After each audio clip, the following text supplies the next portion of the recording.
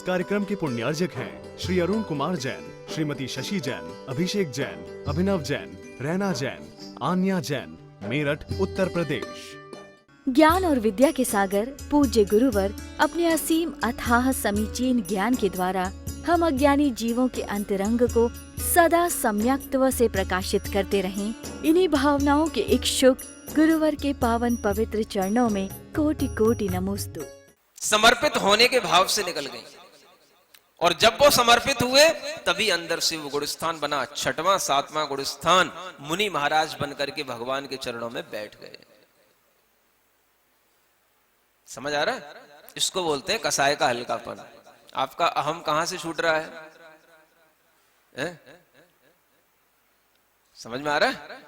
और चीजें छोड़ना तो दूर की बात है, पहले ये छूट जाना कि तमाम जो मिथ्यात्व दुनिया में छाया हुआ है ये भी अगर छूट जाता है कि हमें कभी कोई मिथ्यात्व को प्राप्त नहीं होना, हमारे दिमाग में जो भगवान की गलत धारणाएं बनी अगर हम इन्हीं को छोड़ देते हैं, गुरु के विषय में जो हमारे अंदर गलत धारणाएं बनी अगर हम ये भी छोड़ देते हैं, तो यही आप लोगों के लिए बहुत बड़ी चीज है। ये अहंकार छूटने का मतलब है अनंतानुबंधी कसाय आपने छोड़ दी। अनंत भवों से आपने मिथ्यात्व को ही पकड़ रखा है। जो देवी देवताओं को भगवान मान रखा है, जिनमें भगवान की कहीं से कहीं तक कोई क्वालिटी नहीं है, इस कसाय भाव को जो आपने पकड़ रखा है, इस कसाय से अपनी आत्मा को जो जोड़ रखा है, यही सबसे बड़ा मिथ्यात्व। ये छूटेगा तब सबसे पहले अहम से अरहम की यात्रा यहां से शुरू होती है, समर्पण। और समर्पण का मतलब फिर यही है, त्वमेव शरणम मम, बस। समझ आ रहा है? जब आप मेरे लिए शरण हो गए तो अब हमारे लिए कोई दिक्कत की बात नहीं है। अगर हमारे ऊपर कोई कष्ट भी आएंगे, कोई उपद्रव भी होंगे, कुछ भी हमें रोग भी होंगे, कोई भी तरीके के हमारे लिए दुख होंगे, सबको होंगे, लेकिन इसका मतलब ये तो नहीं अपना समर्पण छोड़ दें। समझ आ रहा है? समर्पण तो बनाए रखना पड़ेगा। और समर्पण की शक्ति से आज भी लोग काम कर रहे हैं। समझ आ रहा है? हाँ, जिनमें समर्पण होता है वो लोग आज भी बड़े बड़े आश्चर्य उनके जीवन में घटित होते हैं। वो माइक पे भले ही नहीं बोलने आते हो, समझ आ रहा है, लेकिन वो आकर के बताते हैं तो उनके वो अनुभव हम भी आपको नहीं बता सकते। समझ आ रहा है? क्योंकि आत्म प्रशंसा करना ठीक नहीं होता है, लेकिन ये जरूर समझ में आता है कि समर्पण में शक्ति होती है। समझ आ रहा है? हाँ, गुरुदेव के साथ भी बहुत ऐसे उदाहरण घटित होते हैं जो लोग गुरुदेव के प्रति समर्पित रहते हैं, आचार्य महाराज के प्रति कुछ कितनी बाधाओं के साथ में गुजर रहे हो, आचार्य महाराज का नाम लेते हैं, उनके समर्पण भाव के साथ उनके ऊपर सब कुछ छोड़ देते हैं, उनकी सब बाधाएं दूर हो जाती हैं। समझ आ रहा है?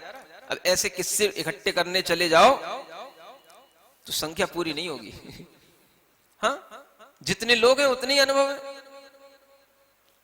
तो ये समर्पण का जो अनुभव होता है यही जिंदगी को अपना हल्का बनाता है भीतर से।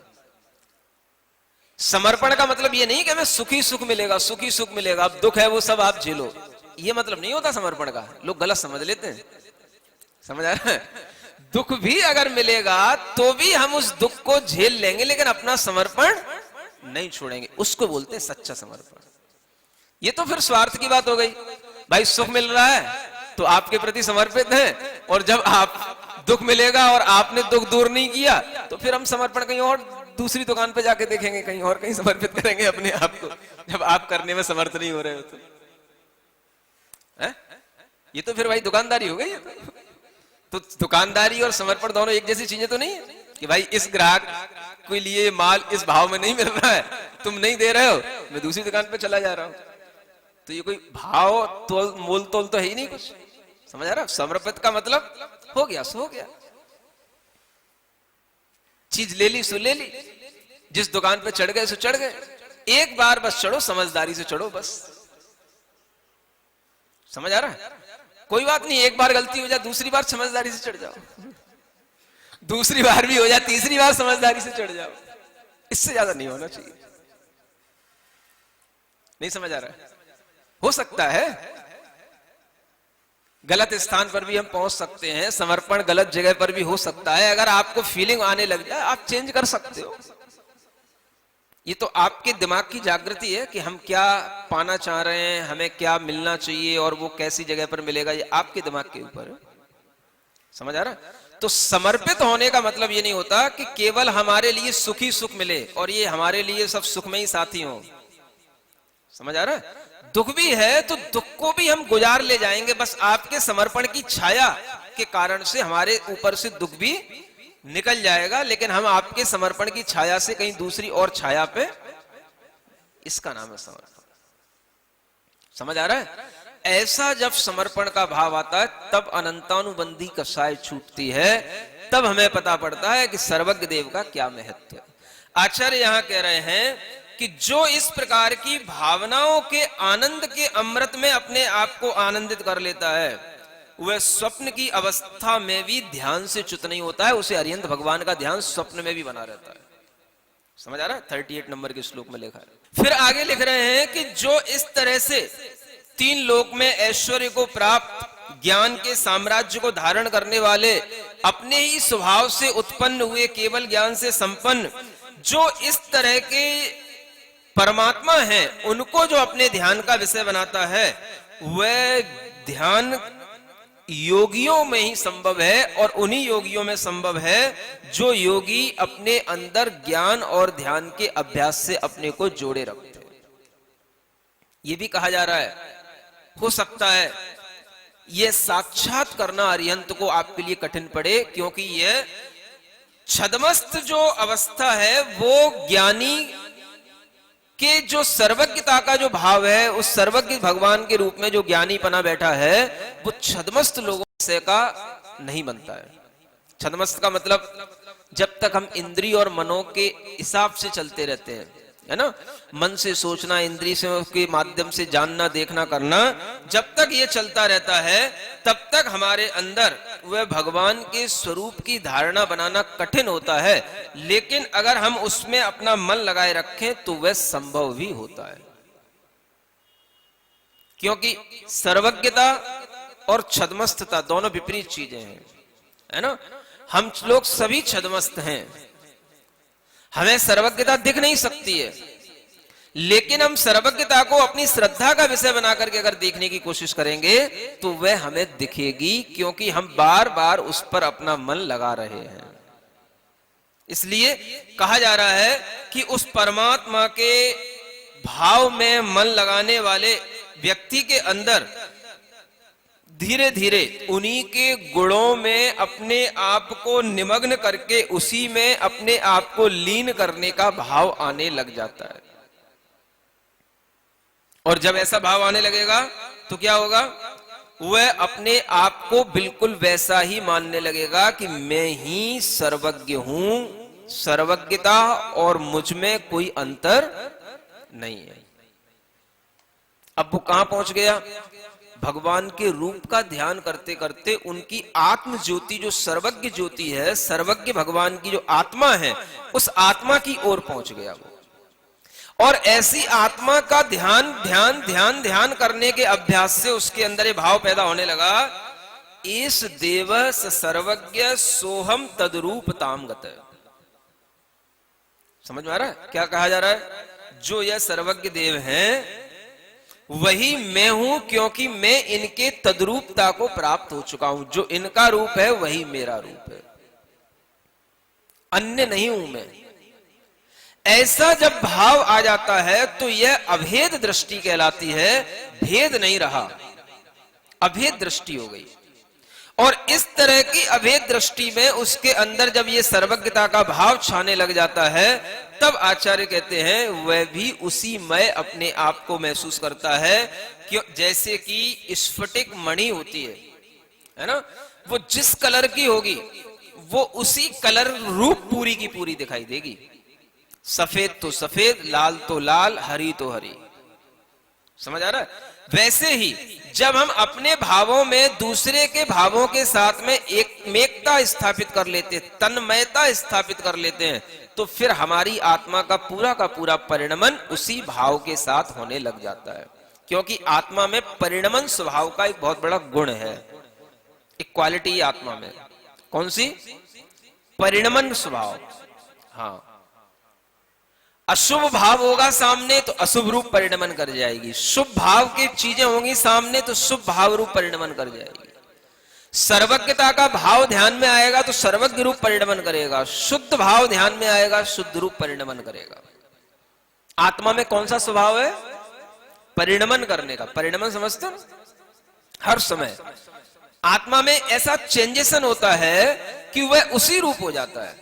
जैसे एक कोई मणि होती है, वो मणि वैसे तो नॉर्मली सफेद है, स्फटिक मणि आपने कहीं देखी हो तो वैसे तो वो सफेद है, लेकिन अगर उसके अंदर हम लाल रंग का फूल ला के रख देते हैं तो बिल्कुल लाल हो जाती है, पूरी लाल लाल दिखाई देगी।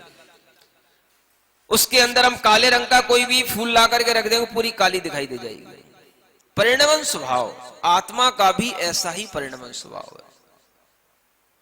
परिणमति जीर्ण धम्मम तक काले तम मयत्ति पन्नतम। ये प्रवचन सार में कहा गया, आत्मा जिस धर्म से परिणमन करती है तक काले माने उसी समय पर वह तन्मय होकर के परिणमन करती है, उसी रूप हो जाती है। इसलिए आपको सबसे अच्छा फायदा मिलेगा ध्यान में, जब आप भगवान वीतराग का ध्यान करोगे, आप लगेगा मैं ही वीतराग हो गया हूं। समझ आ रहा है? सम्यक्त के गुण से सहित, केवल ज्ञान के गुण से सहित, अनंत दर्शन के गुण से सहित उन भगवान के गुण समूह में अपना मन लगाओगे, आपको लगेगा अनंत ज्ञानी मैं हो रहा हूं, अनंत दर्शन मेरे अंदर आ रहा है, मैं ही अनंत शक्तिमान। ये ध्यान का प्रभाव आत्मा पर पड़ता है।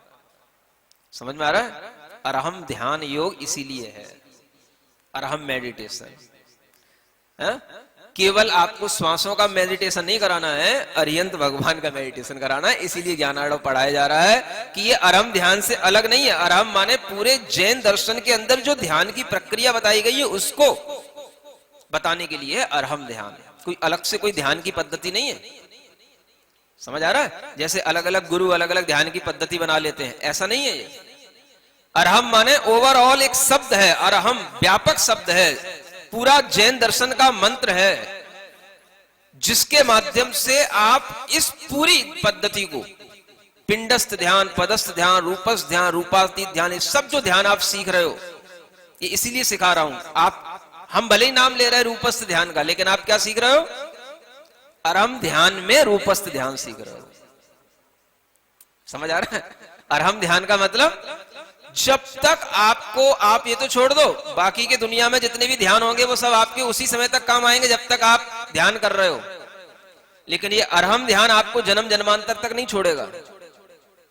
समझ आ रहा है? जब तक आपको केवल ज्ञान नहीं होगा, मोक्ष नहीं होगा, तब तक आपके साथ अरहम ध्यान रहेगा, क्योंकि अरहम का मतलब ही है सिद्ध बनना।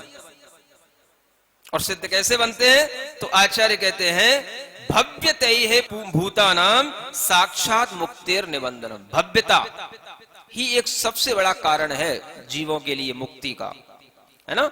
अगर वो भव्यता हमारे अंदर आती है तो सर्वज्ञ ध्यान से वो भव्यता और अभिव्यक्त हो जाती है, प्रकट हो जाती है। माने जिसके अंदर सर्वज्ञ के प्रति श्रद्धा बनेगी, उनका ध्यान करने में मन लगेगा, उसकी भवितव्यता और बढ़ेगी, और उसका जो भव्यत्व गुण है वह उसको निकट भव्य बना देगा। निकट भव्य जानते हो? अगर आपकी मुक्ति होने में असंख्यात वर्ष का भी टाइम बाकी हो, आप आज सर्वज्ञ भगवान का ध्यान करना शुरू कर दो, आपकी मुक्ति होने का टाइम, समझ आ रहा है, कम हो करके 2 भव, 4 भव, 6 भव, 8 भव, 10 भव, इससे ज्यादा नहीं होगा। इसको बोलते हैं निकट भव्यता। ये ध्यान रूपस्थ ध्यान करना शुरू कर दो, आपको 8-10 भवों में अरहम बना के छोड़ दूंगा आपको। समझ आ रहा है? हाँ, अरहम बन जाओगे। अरहम माने सिद्ध बन जाओगे, अरिहंत बन जाओगे। अरहम का मतलब अरिहंत है, अरहम का मतलब सिद्ध है। हाँ, छूटोगे नहीं, बचोगे नहीं आप। ये ध्यान केवल इस जन्म के लिए नहीं है, अरहम ध्यान, समझ आ रहा है, जन्म जन्म के लिए है। बस आप चिंतन करो बढ़िया तरीके से, जैसा आपसे बन सके। पदस्थ ध्यान में बताया मंत्र का चिंतन करो, अब रूपस्थ ध्यान में बताया जा रहा है आप रूप का चिंतन करो, केवली के रूप का चिंतन करो। आचार्य कहते हैं अयम आत्मा स्व सामर्थ्यात् विशुद्ध्यति न केवलम चालयत्यपि संक्रुद्धो भुवनानि चतुर्दश। जब यह हमारी आत्मा ऐसी अपनी सामर्थ्य से विशुद्ध होता चला जाता है, तो फिर यह कभी अगर मान लो विचलित भी हो जाए, समझ में आ रहा है, इस आत्मा में इतनी शक्ति प्रकट हो जाती है कि अगर आत्मा में अगर एक तरफ शुद्ध होने की शक्ति है तो एक तरफ बहुत क्रुद्ध होने की भी शक्ति आ जाती है इसमें। क्या समझ आ रहा है? और अगर क्रुद्ध हो जाए तो यह 14 प्रकार के लोक कहलाते हैं, उन 14 लोकों को हिला सकता है।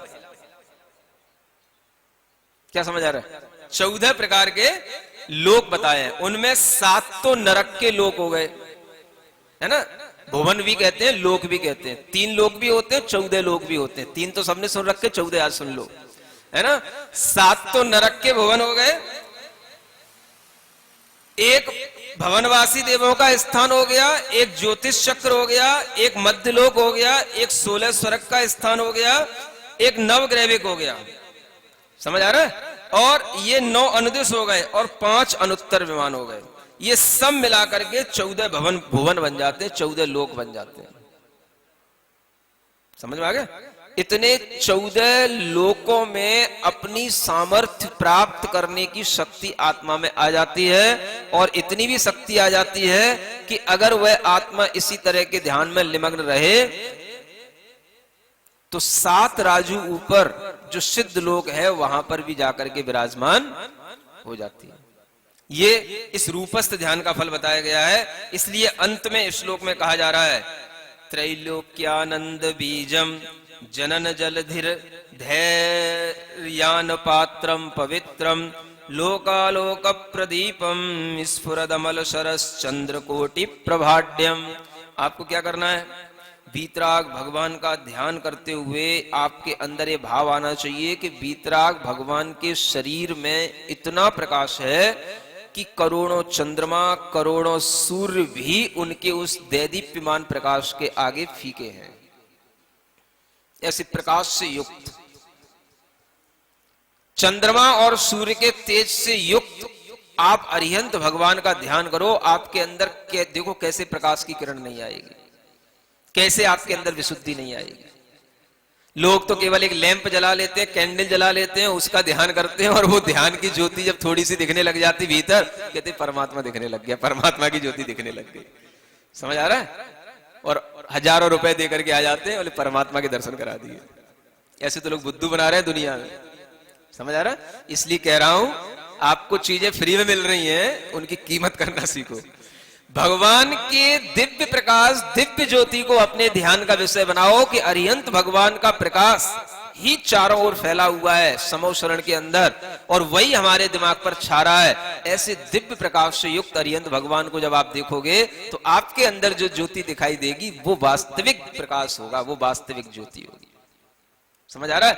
वो फिर कल्पना नहीं होगी, और उसके माध्यम से आपके अंदर विशुद्धि आएगी, कर्मों की निर्जरा होगी, आपका मन शुद्ध बनेगा, है ना, वो वास्तविक ध्यान कहलाएगा। तो अंत में आचार्य यही कहते हैं, ऐसे देवम विश्वैकनाथक शिव मजन मनयम वीतरागम भजस्व। ऐसे वीतराग भगवान का ही भजन करो, है ना, जो सब प्रकार के ज्ञान के ऐश्वर्य को धारण किए हुए हैं और विश्व के नाथ हैं, जिनका कभी जन्म नहीं होगा, कभी मृत्यु नहीं, बुढ़ापा नहीं, 18 दोषों से रहित।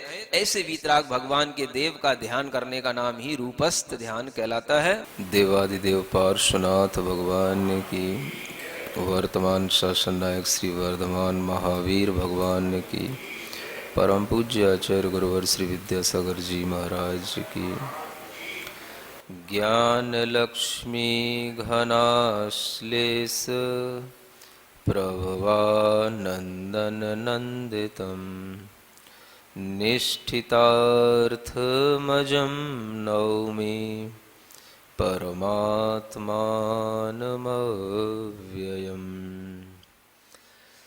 आचार्य शुभचंद्र देव विरचित ज्ञानार्णव ग्रंथराज का स्वाध्याय चल रहा है, जिसमें धर्म ध्यान करने के लिए कितने तरीके हो सकते हैं ये आपको क्रम क्रम से बतलाए जा रहे हैं, और उन्हीं विधियों में, तरीकों में आपको पिंडस्थ ध्यान का, पदस्थ ध्यान का, रूपस्थ ध्यान का वर्णन सुनाया जा चुका है। अब ये चौथा ध्यान आ रहा है जिसे यहाँ कहा जाता है रूपातीत ध्यान। कौन सा? रूपातीत ध्यान का वर्णन इस 40 नंबर के सर्ग में किया जा रहा है। और इस ध्यान को प्रारंभ करने से पहले आचार्य देव यहाँ पर कुछ भूमिका बना रहे हैं। रूपातीत ध्यान करने की योग्यता किसमें हो सकती है? कौन व्यक्ति रूपातीत ध्यान कर सकता है? और जो व्यक्ति इस तरह के ध्यान का आलम्बन लेता है उसे क्या थोड़ा सा अपने मन में सावधानियां रखनी है, ये कुछ यहाँ पर आपको कुछ गाइडलाइन दी जा रही हैं।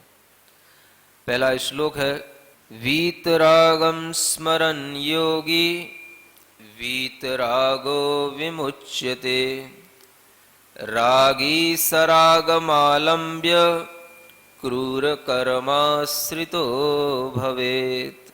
आचार्य कह रहे हैं अगर आप योगी हैं तो योगी भी दो प्रकार से हो सकते हैं। योगी का मतलब हो गया कि आपने अपने मन वचन काय को जोड़ लिया, संतुलित कर लिया, एकाग्र कर लिया। लेकिन मन वचन काय के योग होने के बावजूद भी हमारे अंदर जो आत्मा का उपयोग की प्रवृत्ति चलती रहती है, उस उपयोग की प्रवृत्ति पर कर्मों का प्रभाव सबसे ज्यादा चलता है। एक योग होता है तो एक उपयोग भी होता है। योग तो हमारी यह फिजिकल जो कुछ भी फॉर्मेशन है इस पर डिपेंड रहता है, जिसे हम बोलते हैं मन, वचन और काय। लेकिन जो उपयोग है वो हमारी चेतना का परिणाम होता है, चेतना से जुड़ा हुआ भाव होता है। और उस उपयोग को सबसे ज्यादा प्रभावित करने वाला जो परिणाम होता है वो कर्म का परिणाम होता है, क्योंकि आत्मा और कर्म का इतना आपस में म्यूचुअल बॉन्डिंग है कि अगर उपयोग कुछ भी हो रहा है तो उस उपयोग पर सबसे पहले अगर प्रभाव आ रहा है तो कर्म का आ रहा है। कर्म का उदय चल रहा है तो उपयोग में आएगा, कर्म का क्षयोपशम हुआ है तो उपयोग में आएगा, कर्म का क्षय हुआ है तो उससे उपयोग प्रभावित होगा। हर तरह से हमारे उपयोग में, हमारे ज्ञानोपयोग में, आत्मा के उस अनन्य परिणामभूत उपयोग में कर्म का जब प्रभाव पड़ता है तो उपयोग उससे प्रभावित होकर के हमारी मानसिक वृत्तियों से जुड़ता है। भीतर से कोई भी चीज जब शुरू होती है तो वो हमारे उपयोग से ही शुरू होती है, योग तक तो वो चीज बाद में आती है। समझ में आ रहा है? चीज कहां से शुरू होती है? उपयोग से। और जब हम बाहर से भीतर जाने की कोशिश करते हैं तो सबसे पहले हमें योगों को कंट्रोल करना पड़ता है, फिर हमें उपयोग को संभालना पड़ता है। समझ में आ रहा? हमारा विकास हुआ है भीतर से बाहर की ओर, और जब हम योगी बनते हैं तो हम आते हैं बाहर से भीतर की ओर। तो जब हमारा विकास हुआ है, हमें इंद्रियां मिली, शरीर मिला, मन वचन काय की चेष्टा करने की शक्ति मिली, ये कहां से मिली? ये हमारी आत्मा में कर्म के क्षयोपशम से मिली, कुछ कर्मों के उदय से मिली। अब यही कर्मों के उदय से हमारी आत्मा का उपयोग भी प्रभावित हो रहा है, और इसी कर्मों के उदय से हमारे लिए ये सब चीजें मिली जिनके माध्यम से हमारा जीवन चल रहा है। आज हमारे पास में प्राण हैं, पर्याप्तियां हैं, ये सब कर्मों के उदय और कुछ कर्मों के क्षयोपशम से होती है। तो ये सब चीजें हमारे कर्मों के माध्यम से चल रही हैं, इफेक्ट डालती हैं सबसे पहले हमारे उपयोग पर। तो हमारे मन में जो कुछ आता है वो उपयोग के माध्यम से ही आता है। इसलिए जो संगी पंचेंद्री लोग होते हैं, उनका अगर मन में कोई भी खोटा विचार चल रहा है तो इसका मतलब समझ लेना उपयोग भी खोटा है। खोटा समझते हो? यहां उसको असत कहा जाता है। एक सत ध्यान होता है, एक असत ध्यान होता है। एक प्रशस्त ध्यान होता है, एक अप्रशस्त ध्यान होता है। एक शुभ चिंतन होता है, एक अशुभ चिंतन होता है। एक सराग के साथ में चिंतन होता है, एक वीतराग भाव के साथ में चिंतन होता है। आचार्य कहते हैं अगर आप ध्यान की योग्यता को बनाए रखना चाहते हैं तो कहते हैं वीतरागम स्मरण योगी वीतरागो विमुच्यते। माना कि आपके पास में राग है, क्योंकि राग से रहित तो नहीं हो गए, आप सराग अवस्था में हैं, ध्यान करने वाला योगी सरागी होगा, लेकिन सरागी होने के बावजूद भी वो अगर अपने ध्यान में वीतरागी को ला रहा है, चिंतन वीतराग का कर रहा है, और अगर उस सरागी का अभिप्राय इतना अच्छा हो कि उसके अंदर कोई भी संसार के राग को सिद्ध करने की भावना ना हो, ध्यान से, सुन रहे हो, ध्यान से सब चीजों की सिद्धि होती है, सभी सांसारिक पदार्थों की भी प्राप्ति ध्यान से होती है, लौकिक इच्छाओं की पूर्ति भी ध्यान से होती है, और उस ध्यान के माध्यम से जब लौकिक इच्छाओं की पूर्ति हो सकती है तो आप समझ सकते हो वो ध्यान फिर प्रशस्त ध्यान नहीं कहलाएगा। तो आचार्य यहां कह रहे हैं कि आपके अंदर राग है, होगा ही, क्योंकि वीतरागी तो वीतराग का ध्यान करेगा नहीं, वो तो वीतराग हो ही गया, अब उसे ध्यान करने की जरूरत क्या है। तो वीतरागी वो कहलाएगा जिसके अंदर संसार का कोई भी राग ना हो। समझ में आ रहा है? अब आप सोचो यहां क्या कहा जा रहा है। जो वीतराग होकर के वीतराग भगवान का स्मरण करेगा, वीतराग आत्मा का चिंतन करेगा, वह योगी कर्म से छूटता चला जाएगा। इसका मतलब क्या है? वीतराग होने का मतलब यही मतलब है। वीतराग अगर आप हो गए तो पहले ही आप 10वें गुण स्थान में से ऊपर उठ गए, अगर सिद्धांत की दृष्टि से देखें तो। अब आप क्या ध्यान करोगे? जब आप 12वें गुण स्थान में पहुंचे ही गए तो अब आप ध्यान किसका करोगे? वीतराग तो सिद्धांत की दृष्टि से वही कहा जाता है जब 10वें गुण स्थान से जीव ऊपर उठ जाए। तो वास्तव में यहां पर वीतराग का मतलब यह है, संसार के जो राग हमें दिखाई देते हैं, लौकिक इच्छाओं की पूर्ति करने के लिए भी जो ध्यान किए जाते हैं, ऐसा कोई भी प्रयोजन अपने मन में मत रखो। जब कोई लौकिक चिंतन, लौकिक प्रयोजन अपने मन में रहेगा तो आचार्य कह रहे हैं वो आपके लिए खोटा ध्यान कहलाएगा। उस ध्यान से आपके लिए कुछ सिद्ध तो हो सकता है, लेकिन उससे आपकी आत्मा की इष्ट सिद्धि नहीं होगी। आप देखोगे आपको कुछ भी लौकिकता में भी अपने प्रयोजन की सिद्धि करने के लिए ध्यान करने को प्रेरित किया भी जाता है और ध्यान कराया भी जाता है और ध्यान होता भी है। आपसे कहा जाएगा अगर आप ये मंत्र का जाप करो तो आपके लिए इतने मंत्रों के जाप से इस चीज की सिद्धि होगी। आप मंत्र जाप करने बैठे, अगर आपका ध्यान मंत्र जाप करने में नहीं है तो उस मंत्र जाप से उस चीज की सिद्धि हो पाएगी? नहीं हो पाएगी। तो क्या मतलब हुआ? मंत्र जाप के साथ भी आपको ध्यान करना है। समझ आ रहा है? आपसे कहा गया आप ये विधान कर लो, ये पूजा कर लो, आपके लिए ये पूजा लगातार अगर चलेगी तो आपको इस तरह की लौकिक प्रयोजन की सिद्धि हो जाएगी। हो जाएगी। कब होगी? अब आपका उस पूजा में भी अगर ध्यान होगा तो।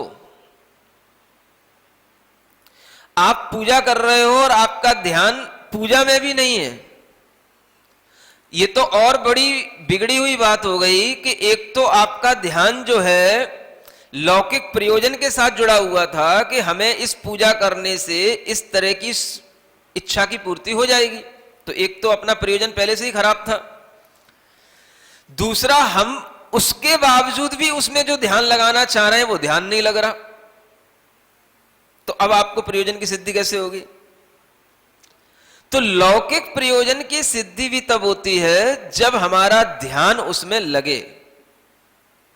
तो आचार्य कहते हैं ध्यान बड़ी चीज नहीं है, ध्यान तो कर लोगे आप।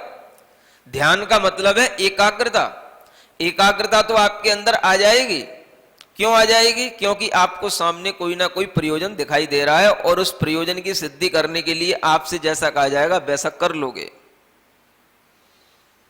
ध्यान तो सभी कर रहे हैं, करते भी रहते हैं, लेकिन आचार्य कहते हैं कि अगर हमने उस ध्यान में कोई अपने लिए ऐसा प्रयोजन सिद्ध करने के लिए अपना प्रयोजन बना लिया है, उद्देश्य बना लिया है, जिससे दूसरों को हानि पहुंचे, दूसरों के लिए हम घात पहुंचा सकें, दूसरों को घात करने की हमारे पास में कोई शक्तियां आ जाएं, इस उद्देश्य से भी ध्यान किए जाते हैं। आपको तो कुछ पता है ही नहीं है, इसलिए आपको कभी इन उद्देश्यों से ध्यान करने की कोई बात आती नहीं है। लेकिन जब आप पुराण ग्रंथ पढ़ेंगे तब आपको पता पड़ेगा कि इन उद्देश्यों से कितने ध्यान किए जाते हैं। बड़े बड़े राजा होते हैं, क्षत्रिय पुरुष होते हैं, विद्याधर मनुष्य होते हैं, इन्हीं उद्देश्यों के साथ में अनेक विद्याओं को सिद्ध करते हैं, अनेक ध्यान करते हैं और उस ध्यान से इतनी शक्ति अर्जित कर लेते हैं कि जिस राजा पर चढ़ाई करनी हो उस राजा पर चढ़ाई करने के लिए अपनी शक्ति का प्रयोग करेंगे, सारा राज्य उनके बस में हो जाएगा और सारी शक्तियां जो उस राजा की हैं वो उनके पास में आ जाएंगी। उनका आजीविका, उनका जीवन इसी ढंग से आगे बढ़ता रहता है। समझ आ रहा? सब कुछ ध्यान से ही होता है। आपके पास में कुछ भी अगर अच्छा होगा, अद्भुत होगा, आपके घर में कुछ अच्छा घटित होगा, यदि आप चाहते हो हमारी चीजें अनुकूल चले, हमें किसी भी प्रकार की हमें इष्ट की सिद्धि हो, तो वो आपको ध्यान के साथ ही करनी पड़ेगी। अब आप आलंबन बाहर से कुछ भी ले लो। आचार्य यहां कह रहे हैं, मंत्र मुंडल मुद्रादि प्रयोगैर ध्यान मुद्यत ध्यातु मुद्यत सुरासुर नरव्रात क्षोभयंत अखलम छड़ात। कहा जा रहा है बहुत से लोग ध्यान करने के लिए अनेक मंत्रों का प्रयोग करते हैं। मंडल का प्रयोग किया जाता है। मंडल जानते हो? इसी ज्ञानार्णव में प्राणायाम का वर्णन सुनाया जा चुका है और उस प्राणायाम में ये पृथ्वी मंडल, जल मंडल, वायु मंडल, समझ आ रहा है, ये सब मंडल बताए गए थे। इन मंडलों को भी सिद्ध किया जाता है, ध्यान से सिद्धि होती है और प्राणायाम के माध्यम से इस तरह के जब ये ध्यान हम करने लग जाते हैं तो उनसे भी हमारी इष्ट वस्तुओं की प्राप्ति होने में सहयोगिता मिलती है। तो बहुत से लोग ये करते हैं, कुछ मंत्रों के माध्यम से करते हैं, कुछ मंडलों के प्रयोग के माध्यम से करते हैं, कुछ अनेक तरह की मुद्राएं होती हैं, उन मुद्राओं के प्रयोग करते हैं। ऐसी अनेक चीजें हैं जिनसे आपको अपनी इष्ट की सिद्धि हो सकती है, हो जाती है। लेकिन इन सब के लिए जो ध्यान करने में उद्यत हुआ है वह इतनी शक्ति भी प्राप्त कर सकता है कि वो अपने चीजों के साथ साथ, यहां लिखा हुआ है, सारे जगत में भी क्षोभ मचा सकता है। क्या समझ आ रहा है? कोई ऐसी शक्ति भी आपको मिल सकती है कि आप उपद्रव खड़ा कर सकते हो पूरी दुनिया में। अब आप बताओ हमको, कोई भी उपद्रव यदि दुनिया में आएगा तो मनुष्य के माध्यम से ही आएगा। समझ आ रहा? प्रकृति अपने आप कोई उपद्रव नहीं करती जब तक कि मनुष्य उसकी छेड़छाड़ कुछ ना करे, तो मनुष्य उस प्रकृति को परेशान ना करे तो। आज हमारे सामने कोई उपद्रव है, कोरोना का उपद्रव हो, कोई वायरस का उपद्रव हो, इस उपद्रव के पीछे भी मनुष्य का एक खोटा चिंतन है, खोटा ध्यान है। समझ आ रहा है? प्रयोगशालाओं में खोटे चिंतन किए जा रहे हैं, खोटे ध्यान किए जा रहे हैं। अब चाहे वो कितनी बड़ी बड़ी साइंस का उसको नाम दिया जा रहा हो, किसी भी बड़े देश की कोई बड़ी कैपिटल में कोई बड़ी प्रयोगशाला में उसका ध्यान के लिए, ध्यान के साथ ही सब साइंटिस्ट सब काम कर रहे हैं। अब उन्हें हम साइंटिस्ट का नाम दे रहे हैं, वैज्ञानिक हैं, जैव वैज्ञानिक। समझ आ रहा है? ऐसे ऐसे बायोलॉजी की ऐसी ऐसी खोज कर रहे हैं कि उन्हें पता ही नहीं है कि हम कौन से वायरस से कौन सी चीजें बना सकते हैं और उस वायरस को जब हम थोड़ा भी बाहर निकालेंगे तो उसके क्या क्या इफेक्ट हो सकते हैं। ये सब कहां से शुरू हो रहा है? आदमी के खोटे ध्यान से शुरू हो रहा है। ज्ञान और विद्या के सागर पूज्य गुरुवर अपने असीम अथाह समीचीन ज्ञान के द्वारा हम अज्ञानी जीवों के अंतरंग को सदा सम्यक्त्व से प्रकाशित करते रहें। इन्हीं भावनाओं के इच्छुक गुरुवर के पावन पवित्र चरणों में कोटि कोटि नमोस्तु। इस कार्यक्रम के पुण्यार्जक हैं श्री अरुण कुमार जैन, श्रीमती शशि जैन, अभिषेक जैन, अभिनव जैन, रैना जैन, आन्या जैन, मेरठ, उत्तर प्रदेश।